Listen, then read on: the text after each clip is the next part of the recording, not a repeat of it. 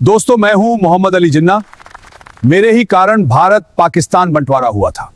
मैंने 75 करोड़ रुपए पाकिस्तान को दिलाए ताकि भाईचारा बना रहे। मैंने पाकिस्तान को एक भी रुपया दिए जाने का विरोध किया, लेकिन गांधी के पाकिस्तान प्रेम के कारण मुझे झुकना पड़ा।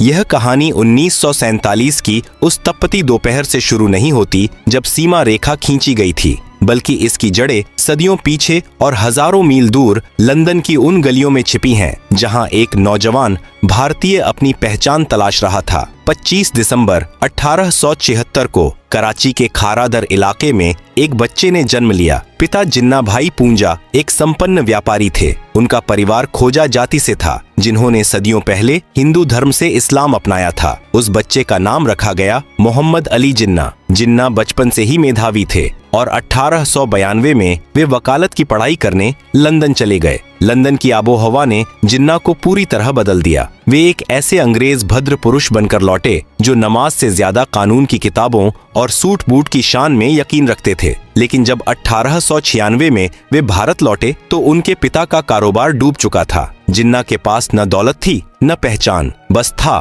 तो एक अडिग आत्मविश्वास। उन्होंने बंबई को अपना कार्य क्षेत्र चुना और जल्द ही शहर के सबसे महंगे और मशहूर वकील बन गए। उस समय के जिन्ना और 1947 के जिन्ना में जमीन आसमान का फर्क था। शुरुआती दौर में जिन्ना कट्टर धर्मनिरपेक्ष थे। वे भारतीय राष्ट्रीय कांग्रेस के सदस्य थे और गोपाल कृष्ण गोखले को अपना आदर्श मानते थे। उनकी देशभक्ति पर किसी को शक नहीं था। सरोजिनी नायडू ने तो उन्हें हिंदू मुस्लिम एकता का राजदूत तक कह दिया था। 19वीं सदी के अंत तक अंग्रेज समझ चुके थे कि अगर भारत पर राज करना है तो यहाँ की सबसे बड़ी ताकत हिंदू और मुस्लिम एकता को तोड़ना होगा। उस समय का बंगाल प्रेसिडेंसी क्रांतिकारी गतिविधियों का केंद्र था। बिहारी, बंगाली, हिंदू और मुसलमान मिलकर अंग्रेजों की नाक में दम कर रहे थे। तभी प्रवेश होता है लॉर्ड कर्जन का। 1905 में कर्जन ने एक चाल चली जिसे इतिहास बंगाल विभाजन के नाम से जानता है। अंग्रेजों ने तर्क दिया कि बंगाल बहुत बड़ा है और प्रशासनिक सुविधा के लिए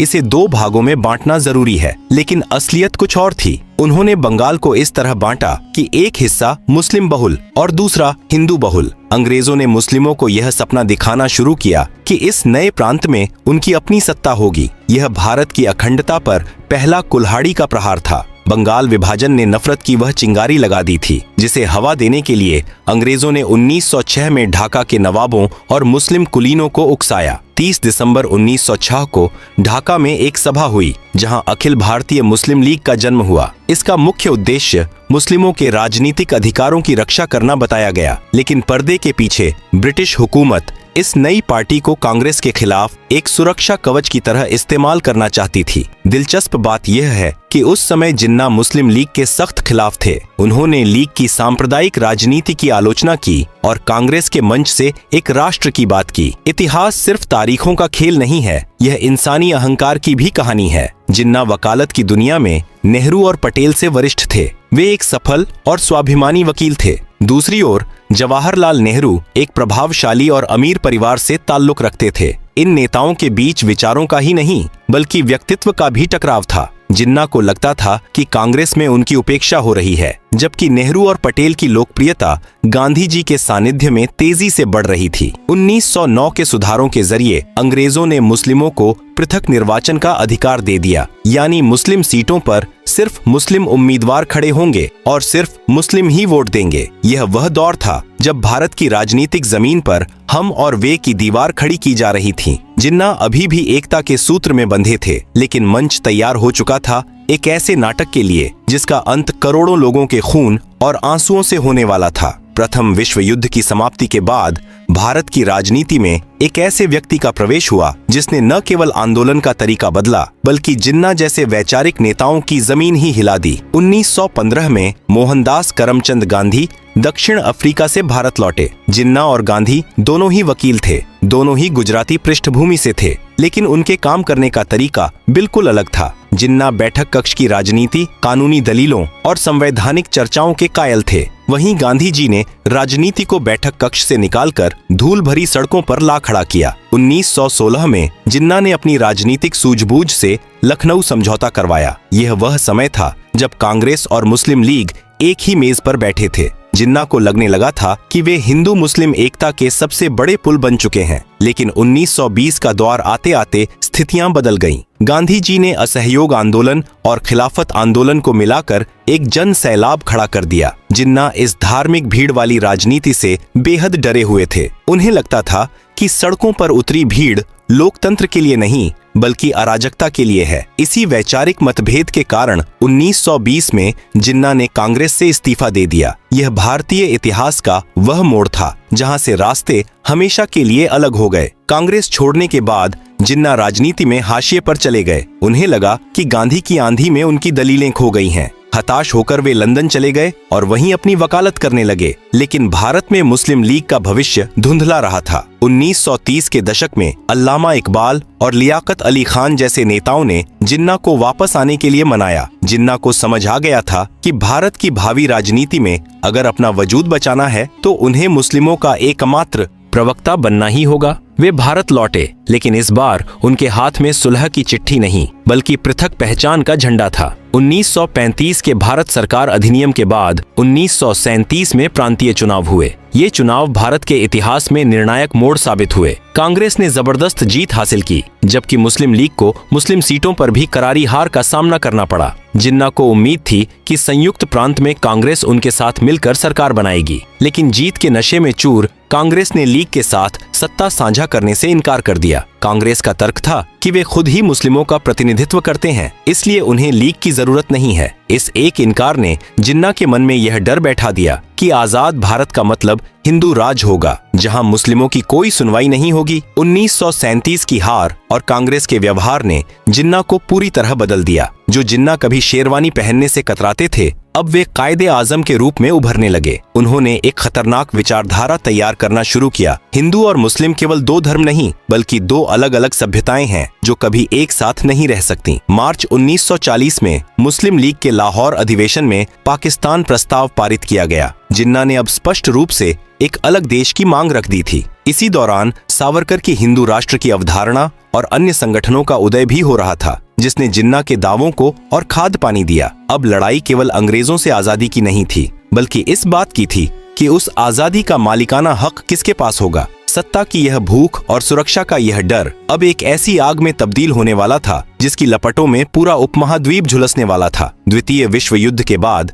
ब्रिटेन की कमर टूट चुकी थी। लंदन में सत्ता बदली और लेबर पार्टी के क्लेमेंट एटली प्रधानमंत्री बने। वे जल्द से जल्द भारत को आजाद कर यहाँ के सिर दर्द से छुटकारा पाना चाहते थे, लेकिन भारत के भीतर नेहरू और जिन्ना के बीच की खाई अब इतनी गहरी हो चुकी थी कि उसे पाटना नामुमकिन लग रहा था। ब्रिटिश सरकार ने 1946 में 3 मंत्रियों को भारत भेजा, जिसे मंत्रिमंडल मिशन कहा गया। इनका उद्देश्य था बिना विभाजन के आजादी का रास्ता निकालना। मिशन ने एक अनूठा समूह प्रणाली सुझाया। भारत को 3 हिस्सों में बांटा जाना था। 2 समूहों में मुस्लिम बहुल इलाके थे, जबकि एक में हिंदू बहुल। जिन्ना ने इस योजना को मान लिया क्योंकि उन्हें इसमें एक छोटा पाकिस्तान दिखाई दे रहा था। नेहरू भी शुरू में राजी हुए, लेकिन एक प्रेस वार्ता में उन्होंने कह दिया कि भविष्य में इन समूहों की बनावट बदली जा सकती है। जिन्ना को लगा कि नेहरू उन्हें धोखा दे रहे हैं और आजाद भारत में कांग्रेस अपनी बहुमत के जोर पर समूह प्रणाली खत्म कर देगी। जिन्ना ने तुरंत अपना समर्थन वापस ले लिया। अब जिन्ना के पास केवल एक ही रास्ता बचा था,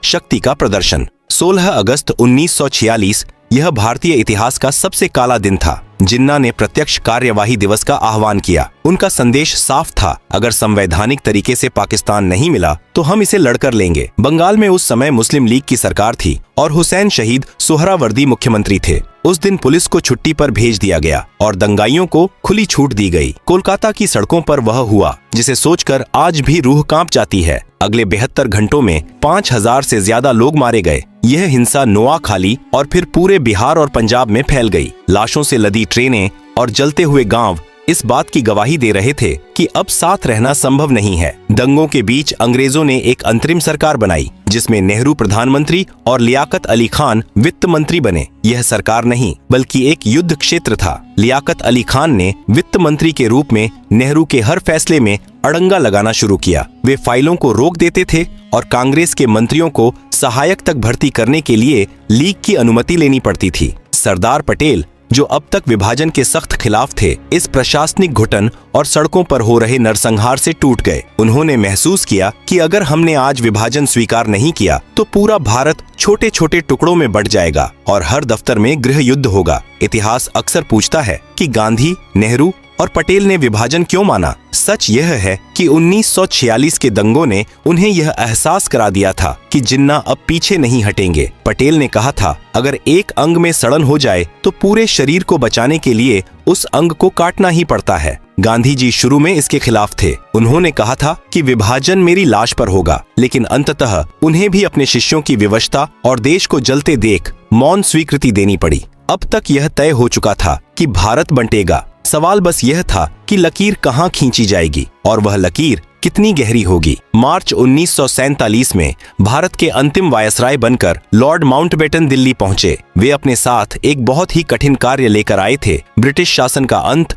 और सत्ता का हस्तांतरण। माउंटबेटन ने आते ही समझ लिया कि देश की नसों में सांप्रदायिकता का जहर इतनी तेजी से फैल रहा है कि अगर जल्द ही उपचार नहीं किया गया तो पूरा भारत एक लावारिस लाश बन जाएगा। मूल रूप से अंग्रेजों ने भारत छोड़ने की तारीख जून 1948 तय की थी, लेकिन माउंटबेटन ने इसे 10 महीने पहले खिसकाकर 15 अगस्त 1947 कर दिया। माउंटबेटन को डर था कि अगर वे रुके तो दंगों की आग ब्रिटिश सैनिकों को भी अपनी चपेट में ले लेगी। तभी प्रवेश होता है सिरिल रेडक्लिफ की, जो एक ब्रिटिश वकील थे और जिन्हें इससे पहले कभी भारत आने का अनुभव नहीं था। उन्हें केवल 5 हफ्ते का समय दिया गया ताकि वे दुनिया के सबसे जटिल भूगोल पर एक लकीर खींच सकें। रेडक्लिफ ने बंद कमरों में पुराने नक्शों और जनगणना के आंकड़ों के आधार पर कलम चलाई। उन्होंने यह भी नहीं देखा कि उनकी खींची लकीर किसी का आंगन 2 हिस्सों में बांट रही है या किसी के खेत को दूसरे देश में डाल रही है। पंजाब और बंगाल, जो कभी भारत के फेफड़े थे, उन्हें बेरहमी से चीर दिया गया। विभाजन केवल जमीन का नहीं था, वह भावनाओं,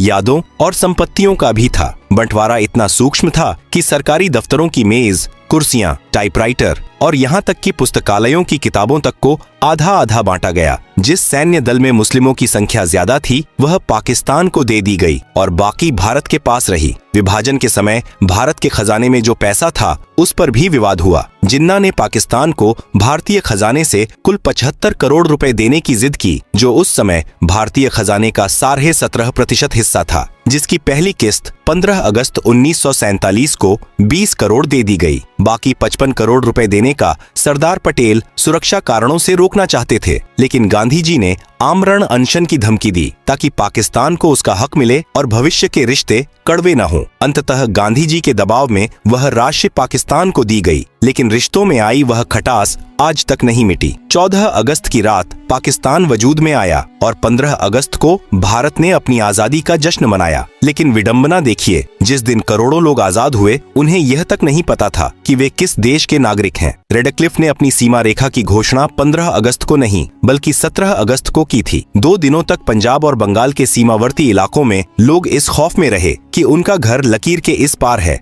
या उस पार। जब लकीर खींची तो वह किसी घाव की तरह थी। रातों रात दोस्त दुश्मन बन गए। जो पड़ोसी कल तक एक दूसरे के सुख दुख के साथी थे, वे अब एक दूसरे के खून के प्यासे हो गए। विभाजन के बाद जो मंजर देखा गया वह मानवीय इतिहास की सबसे बड़ी त्रासदी थी। लगभग 1.5 करोड़ लोगों को अपना घर, अपनी जड़ें और अपनी पहचान छोड़कर भागना पड़ा। सड़कों पर मीलों लंबी कतारें थीं, हाथों में थोड़ा सा सामान और आंखों में अनजाना डर। सबसे खौफनाक मंजर था उन शरणार्थी ट्रेनों का। ट्रेनें जब स्टेशन पर रुकती थीं तो वे यात्रियों से नहीं बल्कि लाशों से भरी होती थीं। डिब्बों पर खून से लिखा होता था, पाकिस्तान भारत को तोहफा। महिलाओं के साथ जो बर्बरता हुई वह शब्दों में बयान करना असंभव है। लगभग 10 से 20 लाख लोग इस नफरत की भेंट चढ़ गए। किसी ने अपना बेटा खोया, किसी ने माँ, तो किसी ने अपनी पूरी विरासत। जिन्ना ने वह पाकिस्तान तो पा लिया जिसके लिए उन्होंने अपनी पूरी राजनीतिक पूंजी लगा दी थी, लेकिन नियति ने उनके पास समय नहीं छोड़ा। जिन्ना को लंबे समय से राजयक्ष्मा थी जिसे उन्होंने छिपा कर रखा था। उन्हें डर था कि अगर कांग्रेस या अंग्रेजों को उनकी बीमारी का पता चल गया तो वे पाकिस्तान बनने का इंतजार करेंगे और उनकी मृत्यु के बाद योजना ठंडे बस्ते में चली जाएगी। विभाजन के महज 1 साल बाद 11 सितंबर 1948 को जिन्ना की मृत्यु हो गई। जिस देश को उन्होंने 2 राष्ट्रों के सिद्धांत पर बनाया था वह उनके जाने के बाद ही अस्थिरता और संघर्षों के भंवर में फंस गया।